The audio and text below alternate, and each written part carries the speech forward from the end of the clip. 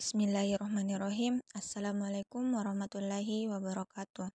Perkenalkan, saya atas nama Putri Handayani dari Program Studi Pendidikan Bahasa dan Sastra Indonesia. Pada video kali ini saya akan menjelaskan mengenai perubahan fonemis, asimilasi dan disimilasi, penambahan fonem, metatesis, monoftongisasi, dan diftongisasi. Asimilasi merupakan proses perubahan bunyi yang mengakibatkan suatu bunyi menjadi mirip atau sama dengan bunyi lain di dekatnya.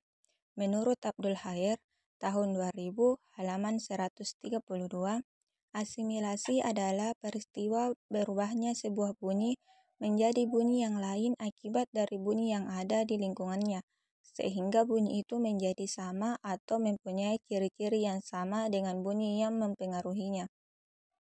Perubahan bunyi asimilasi ini didikotomokan menjadi beberapa bagian, yaitu yang pertama perubahan asimilasi total. Perubahan bunyi menjadi identik atau sama dengan yang lain dengan mengambil semua fitur fonetiknya. Yang kedua perubahan parsial atau sebagian. Perubahan bunyi asimilasi dengan mengakuisisi beberapa ciri bunyi yang diikuti tetapi tidak menjadi sepenuhnya identik. Yang ketiga, perubahan asimilasi regresif.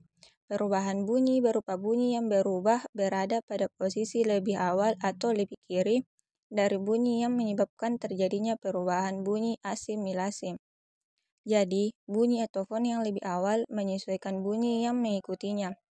Yang keempat, perubahan asimilasi progresif merupakan kebalikan dari regresif, yaitu perubahan bunyi dengan bunyi yang berada di belakang atau lebih kanan mengikuti bunyi yang berada di depannya atau di kirinya.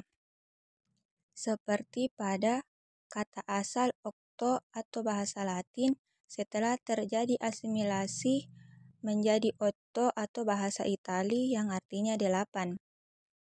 Selanjutnya, kata asal mimbar atau bahasa Arab setelah terjadi asimilasi menjadi mimbar atau bahasa Indonesia yang berarti podium atau tempat ceramah. Yang kedua, mungkin atau bahasa Arab setelah terjadi asimilasi menjadi mungkin atau bahasa Indonesia.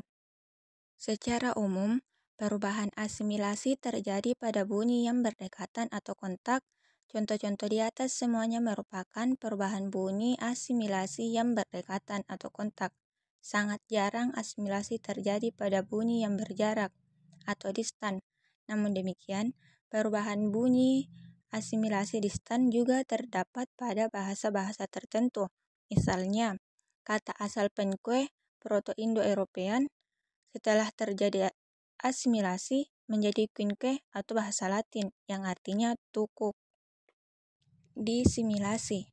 Disimilasi adalah perubahan bunyi dari bunyi yang sama atau mirip menjadi bunyi yang tidak sama atau berbeda. Contohnya, pada kata belajar, berasal dari gabungan prefiks ber dan bentuk dasar ajar, mestinya kalau tidak ada perubahan menjadi berajar. Namun, karena ada dua bunyi R, maka R yang pertama diperbedakan atau disimilasikan menjadi L sehingga menjadi kata belajar.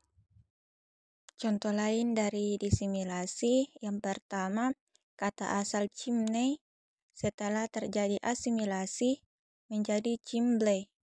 Yang kedua, afsah, kata asal bahasa Arab menjadi absah bahasa Indonesia.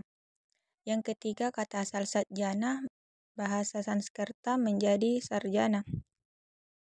Proses perubahan fonem terjadi akibat pertemuan morfem men dengan bentuk dasar yang terdiri dari satu kata. Fonem yang ditambahkan adalah o, sehingga men berubah menjadi mengo. Contohnya, men ditambah bom menjadi mengebom, dan pen ditambah cat menjadi pengecat. Monoftongisasi. Monoftongisasi merupakan kebalikan dari diftongisasi. Monoftongisasi adalah proses perubahan dua buah vokal atau gugus vokal menjadi sebuah vokal. Atau dalam kata lain, perubahan diftong menjadi monoftong. Proses ini banyak terjadi dalam bahasa Indonesia akibat ingin memudahkan ucapan. Selain itu, juga adanya akibat dari perkembangan sejarah dan akibat pengaruh lingkungan.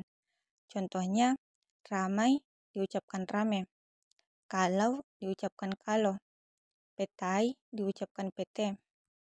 Diftongisasi.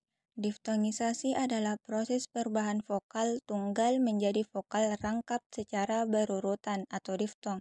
Contohnya adalah kata sentosa.